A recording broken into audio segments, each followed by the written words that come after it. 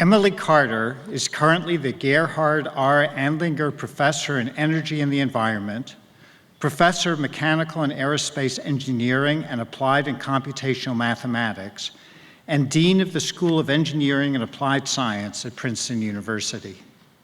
Happily, as of September 1, she will become our new neighbor, assuming the position of provost at UCLA, where she served on the faculty prior to moving to Princeton.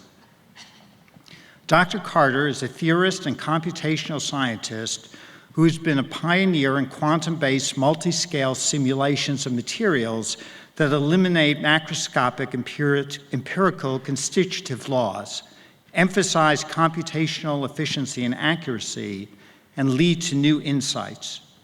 Her interests focus on enabling discovery and design of molecules and materials for sustainable energy, including converting sunlight to electricity, producing chemicals, fuels, and desalinated water from renewable energy, and optimizing liquid metal alloys for future fusion reactor walls. Dr. Carter is a member of the National Academy of Engineering, the author of over 400 publications, and the recipient of a number of national and international awards and honors. In an interview with the American Chemical Society last year, she spoke about her approach to science. Everyone starts out insecure in his or her chosen field. If one did not, it would be the height of arrogance. However, in scientific research, historically, the responses to such frequently unconscious insecurity has been to be hyper-competitive rather than humble. This is a shame because humbly admitting ignorance allows rapid acquisition of new concepts.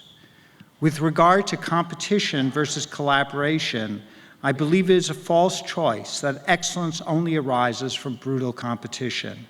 I wish I could convey to all young researchers that the goal is to advance your field and that by acting constructively rather than competitively, one creates an environment where everyone can contribute. We honor Dr. Emily Carter for her visionary leadership in sustainable energy, her development of powerful quantum methods in chemistry and engineering, and her engagement with the broader scientific community.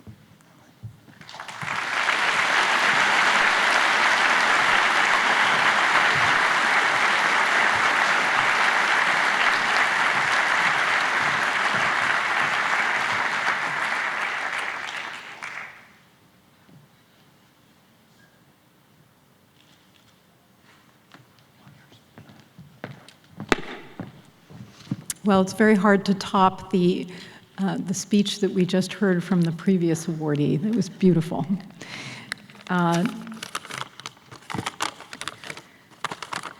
So I want to start by thanking you, President Rosenbaum, and the selection committee for this singular honor.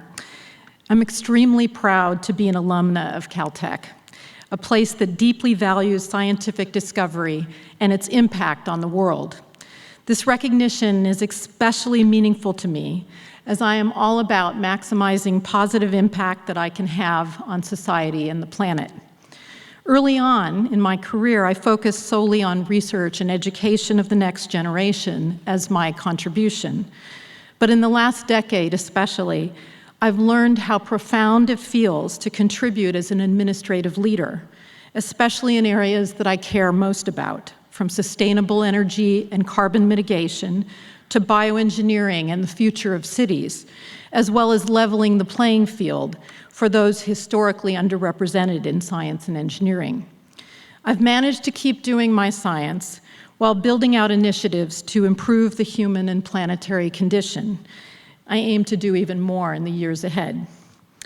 As I think back on the arc of my career, much of the foundation for what I have done and still do was laid here at Caltech in the then, believe it or not, small research group of Professor Bill Goddard. Those of you that know Bill know that he has not had a small group for a long time. Bill was unlike any other mentor I'd ever had. He taught me key principles, both scientific and personal, that I carry with me to this day and that I continue to impart to my own mentees. I'd like to share a few of them with you. In science, it is not enough to gather and present data, but one must focus on extracting deep insight from the data and get to the right answer for the right reason based on correct foundational principles. And love what you do. Follow your passion, and your work will feel like play. In terms of mentoring, use positive reinforcement rather than harsh criticism. That article that I wrote that the president referred to mentioned this point. Create a culture of respect where everyone can contribute and everyone helps each other. Care about each person's life as if they were a member of your own family. So I want to thank Bill for his mentorship back in the 1980s, which launched me on the path that has led to this stage. I want to thank I call them my academic children, my research group, without whom I also wouldn't be here.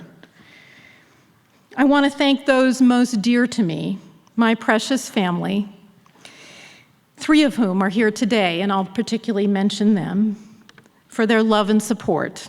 My husband, Bruce Kale, my stepdaughter, Jackie Geib, and my son, Adam Carter Kale. While my life is driven now by the Methodist creed to, quote, do all the good you can, for all the people you can, in all the ways you can, as long as ever you can, it is only meaningful when it is shared with those you love. Finally, I want to dedicate this award to my dear departed parents, David and Rebecca Carter. My father was a physicist, and my mother was a psychiatric social worker, really a great combination, I must say, who believed that girls had every right to learn and equal ability to succeed in math and science. This is for them and for all parents like them who support their children's dreams. Thank you.